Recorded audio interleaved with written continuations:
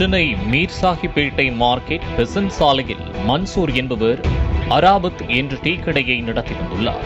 கடந்த 12ஆம் தேதியன்று இரவில் டீ கடைக்கு 3 நபர்கள் போதையில் வந்துள்ளனர். கடையில் சிகரெட் மற்றும் உணவுப் பொருட்கள் வாங்கிய நிலையில் உணவை வழியில் சென்றவர்கள் மீது துப்பி அட்டகாசம் செய்துள்ளனர்.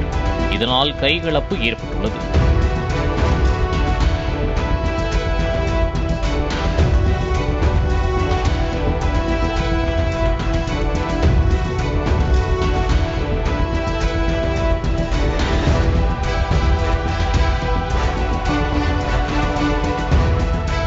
இதனை கண்ட கடை உரிமையாளர் வாங்கிய பொருளுக்கு பணம் கேட்டுள்ளார்.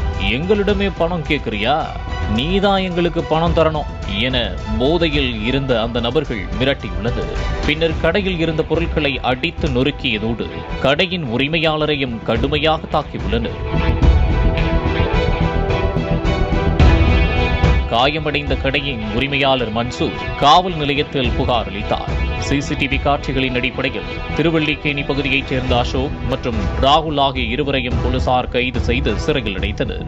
கைதான இருவரின் மீதும் ஏற்கனவே வழக்குகள் இருந்ததும் தெரியவந்துள்ளது.